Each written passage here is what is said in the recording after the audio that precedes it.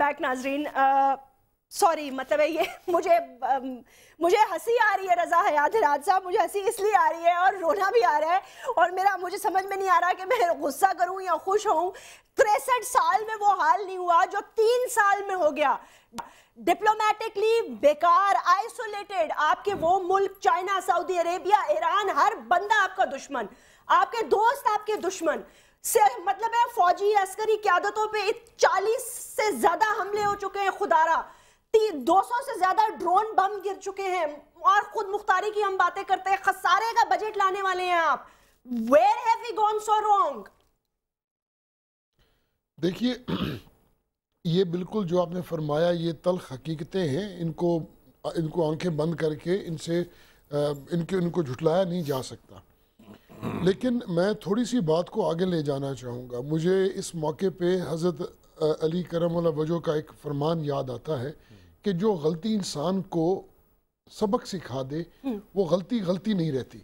देखिए, इस वक्त ज़रूरत है हमारी जितनी अस्करी क़यादत है, चाहे वो एजेंसीज़ हैं, चाहे वो फौजी क़यादत है, चाहे नेवल है, चाहे एयर फोर्सेस की क़यादत है, इस वक्त ये लोग बहुत ज़्यादा अंडर प्रेशर हैं, और इन लोगों पे इतना एक इंटरनेशनल, एक बिल्कुल टारगेटेड इन लोगों की तरफ एक स्कीम बनाई जा रही है ताकि इनको तबाह किया जाए।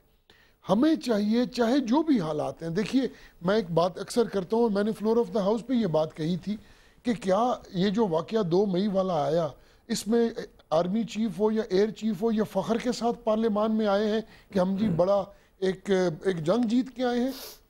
ये लोग हकीकत में गलतियां हैं, ये कोई नहीं जुटला रहा, लेकिन आप ये ना कहिए कि ये कौम बदकिस्मत है। ये वो कौम है जहां आज पे आप एक ईदी साहब को देख लें कि ये इतना बड़ा इदारा चल रहा है इस कौम के दिल की वजह से। इसकी जहानत, इस कौम जितनी जहानत दुनिया में कहीं नहीं सर। हम उस जहानत का, कौम बेचारी जहानत का क्या करें ना, वो जहानत से पेट तो नहीं भर सकती। सब देखिए, 6 फैमिली, 8 फैमिलियां हैं इस मुल्क में। देखिए, ये गलतियां हैं, चाहे गलतियां समझ लें, कोताहियां समझ लें। सर, आप कहते हैं गलतियां गलती नहीं रहती, अगर उससे कुछ सीख लिया जाए तो फिर आप बता रहे हैं वसीम साहब, आपने अगर कुछ सीख लिया हो। 9 फैमिलीज या 8 फैमिलीज हैं जो होस्टेज हैं अमेरिका के हाथों। अगर सीख लिया होता बांग्लादेश के बाद तो हम इन हालात में नहीं होते। हमने अपनी गलतियों से बिल्कुल नहीं सीखा है, हम मजे करते रहे, आज भी मजे हो रहे हैं। और हयात भाई मेरे दोस्त हैं, बड़े एहतराम के साथ मैं इख्तलाफ करता हूँ इनकी इस बात से कि अवाम सफ़र कर रहे हैं, अवाम को रिलीफ देना हमारा काम है, जो कि हम नहीं दे रहे।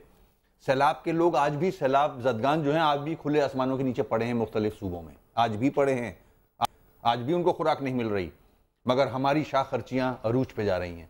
तो इस तरह कह देना कि नहीं सब्र करें और अवाम को मायूसी ना दे, ऐसा नहीं है। अवाम मायूसी से बहुत आगे जा चुकी है, एनार्की की तरफ ना चला जाए, खुदा ना खास्ता इस वक्त से डरे। ये जो हादसा हुआ है ये लम्हे फिक्रिया है मैं एक सवाल पूरी कौम के लिए कि जिस पे डिपेंड कर रहे हैं उनका ये हाल है। मैं क्रिटिसाइज नहीं कर रहा हूं, मेरी भी वही फौज है, मगर आज अक्लमंदी का तकाजा है कि आज हम मिलके बैठें, सोचें, ये सारी अस्करी क़यादत भी आ जाए, सियासी लोग भी आ जाए कि हमारा मुल्क खुदा ना खास्ता। कितनी दफा आप मिलके बैठेंगे भाई? नहीं उस बैठे, दिन तो 11 घंटे आज तक नहीं बैठे। नहीं, उसकी बात नहीं कर रहा मैं, वो उसकी बात नहीं कर रहा, पार्लियामेंट की बात नहीं कर रहा मैं। सारी सियासी क़यादत, मजहबी क़यादत को गोल में इस कॉन्फ्रेंस पे बैठे, अस्करी क़यादत बैठे, जजेस बैठना चाहते हैं बैठे, और कोई लाए अमल तैयार करें इस मुल्क को बचाने के लिए, मगर कोई आगे नहीं बढ़ रहा, चाहे वो अपोजिशन पार्टी हो चाहे वो गवर्नमेंट पार्टी। जी बिल्कुल, आवाज आ रही है जी, प्लीज गो अहेड।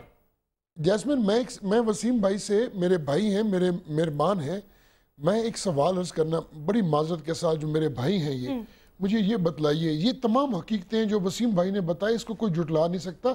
सच भी ये है कि इस गवर्नमेंट ने आज दिन तक अवाम की भलाई के लिए शायद कोई एक भी कदम नहीं उठाया हो, ये हकीकत है। चाहे मैं इस गवर्नमेंट में 15-20 दिन से कोalition में हूँ, या चाहे कोई जमात भी हो, लेकिन मैं एक सवाल पूछता हूँ, हम कुछ ना दे सकें तो क्या इनको हम उम्मीद भी ना दें? और मायूसी की इस हालात में अगर हम भी मायूस होकर घर बैठ जाएं, तो मुझे ये बताइए जैस्मिन, फिर इस मुल्क में उम्मीद कौन लाएगा? फिर हमारी गर्दनें कटेंगी, फिर हम उम्मीद की किरण जागेगी। और भाई अगर उम्मीद लानी है तो हम नहीं लानी है, हम ही इलेक्टेड लोग हैं, हल निकालना है तो हम ही ने निकालना है, हम ही अवाम के नुमाइंदे हैं। अगर इस मुल्क के हालात को बदलना है तो ये जिम्मेवारी भी हमारी ही है। देखिए यहाँ पे ये जिम्मेवारी आप पूरी करें ना, लोगों के घर रोटी नहीं है, बिजली नहीं है, पानी नहीं है, उनको तसल्लियों से मेरी अर्ज तो सुने, आप मेरी अर्ज पूरी सुनती नहीं, मुझे इस बात पे बड़ा अफसोस हो रहा है कि आपको मैं बहुत अरसे से जानता हूं, लेकिन आप बात दरमियान में काट देती हैं। मुझे ये बताइए, ये जिम्मेवारियां हमें मिली हैं चाहे वर्षे में सही, लेकिन हमारे पास बैकलॉग चाहे जितना ज्यादा ही क्यों ना सही, लेकिन मुझे ये बताइए अगर मैंने, वसीम भाई ने, जफर अली शाह ने या हमारी पार्लियामान ने नहीं करनी तो मुझे बताइए जैस्मिन फिर किसने करनी है? ये काम हमारा है। अगर इस फौज को सहारा देना है तो वो भी हमने देना है, अगर ये हुकूमत चलानी है तो हमने देनी है, अगर फ्लड रिलीफ वालों, अगर जो सैलाब ज़दगान है उनके पास छत नहीं है तो हमारी जिम्मेवारी है। लेकिन किसने रोका है? आप लोगों को किसी ने रोका है क्या? बीबी हमें देखिए, मैंने ये माना नहीं क्या कि क्या इस हुकूमत ने 3 साल में कुछ नहीं किया। अब हमारे साथ MQM भी है, हम भी लोग शामिल हुए हैं। अल्लाह की ज़ात से हम लोग हाथ बांध के उसकी पाकज़ात से दुआ करते हैं कि अल्लाह हमें हिम्मत दे कि इस कौम को इस मुश्किल घड़ी में हम निकाल सके। मुझे ये बताइए, हमने नहीं निकालना तो फिर क्या अमेरिका के निकालेगा जो हमारे मुल्क का आज हशर हो गया? ओके, ठीक है। इस तरह खुदारा एक अच्छा। और दूसरी बात ये है, मुझे कोई शक नहीं, मैं यकीन से आपको बता रहा हूँ, अगर क्रेडिबिलिटी हमने बनानी है अवाम के सामने। रजा हयात हराज साहब, आप कह रहे हैं क्रेडिबिलिटी बनानी है। शाह साहब ये फिर ऐसे करें, अगर दुआओं चलाना है तो फिर मस्जिदों में चलते हैं सारे, पार्लियामेंट को छोड़े। फिर ये क्या डेमोक्रेसी का रोना लगाया हुआ है? 8 एलीट क्लास रूलिंग फैमिलीज हैं जिनके सारे के सारे एसेट्स मुल्क से बाहर, बच्चे बाहर, फैमिलियां बाहर, जॉइंट अकाउंट्स बाहर, दुबई में प्रॉपर्टी, स्पेन में प्रॉपर्टी, अमेरिका में प्रॉपर्टी, मैनहट्टन में प्रॉपर्टी, न्यूयॉर्क में अपार्टमेंट्स। आप क्या इंटरेस्ट होंगे? वही तो 8 रूलिंग क्लास फैमिलीज को होस्टेज किया हुआ है अमेरिका ने। उसमें जर्नैल भी हैं, उसमें जज भी हैं, उसमें हम सहाफी भी होंगे। चले सारे के सारे आवे का आवे खराब है, तो फिर कहीं से तो शुरुआत करें ना ठीक करने की, या हर बंदा बिकता ही चला जाएगा? जैस्मिन आप इनसे पूछें जो मैंने बिल पेश किया। जैस्मिन, शाह साहब से माजरत के साथ, शाह साहब 1 मिनट लूंगा आपका। ये जो मैंने कॉन्स्टिट्यूशनल अमेंडमेंट बिल पेश किया है और वो इस वक्त नेशनल असेंबली की स्टैंडिंग कमेटी में है, वो आपने भी पढ़ा है और जैस्मिन आपके पास भी मौजूद है। अब शाह साहब से पूछिए, उसकी रोशनी में हम हमें भी ये जवाब दें। देखिए जैस्मिन भी ये जहाँ तक रज़ा साहब का ये तल्लक है कि दुआ का भी एक अपना असर है। हम आफ्टर ऑल मुसलमान हैं, अल्लाह और अल्लाह के रसूल पे ईमान रखते हैं। दुआ का भी एक अपना जरूर ताकत और फोर्स होती है। तकदीर बदल जाती है जी दुआ से। जी हाँ, तकदीरें बदलती हैं शाह साहब दुआओं से। हाल है और जो करंट अफेयर्स हैं और जिन हालात में गुजर रहे हैं, तो इसका फौरी हल जो है वो बिल्कुल यही है कि जो 18 करोड़ अवाम है जिनकी इस वक्त क़यादत की जा रही है, कोई बात नहीं, अच्छे लायक लोग भी फेल हो जाते हैं, तो अगर आज की जो क़यादत जिसके हाथ में स्टीयरिंग है पूरे मुल्क का, अगर वो फेल हो गई है तो इसका ईमानदारी और दयानतदारी का तकाजा ये है कि वो एक तरफ हो जाए, ताकि लोग अपनी नई क़यादत, अपने नए डॉक्टर, अपने नए वकील, अपने नए लीडर अपना ले आए, ताकि वो आज की जो सूरत हाल है, जो एक क्राइसिस है, वो ताकि ये नए लोग कहाँ से आएंगे शाह साहब? कौन है ये नए लोग? आएंगे देखो ना आप, इस तरह वो बात वही आ जाती है कि मायूसी वाली। मायूसी नहीं, मैं आप सवाल करूँ ना शाह साहब, मुझे बताएं ना वो कौन से वकील है, वो कौन से डॉक्टर है, वो कौन से स्टूडेंट? मैं बताता हूँ ना आपको, वो 18 करोड़ आवाम को आप मौका दें, वो आपको वो चुनाव के जरिए आएंगे, वो नॉमिनेशन के जरिए नहीं आएंगे। वो अच्छा सर, आपकी पार्टी कितने ऐसे लोगों को टिकट देगी जिनको आप नहीं जानते? पहली दफा नए कैंडिडेट्स जो आप इंट्रोड्यूस कराएंगे आपकी पार्टी में, मारूसी सियासत को छोड़ते हुए जान पहचान के लोगों के अलावा किसको देंगे? और रिजर्व, चले पार्टी टिकट छोड़े, रिजर्व सीट्स का ही बता दें। बहुत आप आगे फ्रंट पे चली गई है ना, मॉडलिटीज पे चली गई हैं।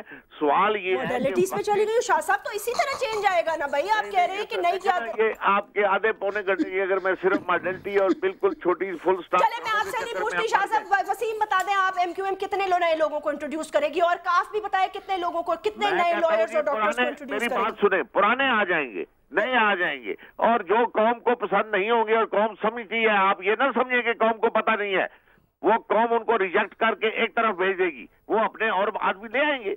ये क्या इसमें कहां से ले आएंगे सर? मैं यही तो पूछ रही हूं। आपकी बात मान ली जाए कि ये कि पुराने लोग ही लाए जाएं, तो फिर वो भुगत रहे हैं, आप वो भुगत रहे हैं जो कुछ हो रहा है और जो कुछ। सर भुगत ही रहे हैं ना घर में रोटी है, ना पानी है, ना बिजली है, ना सिक्योरिटी है, भुगत ही रहे। चले वसीम आप बताते हैं वो नई क़यादत कौन सी होगी?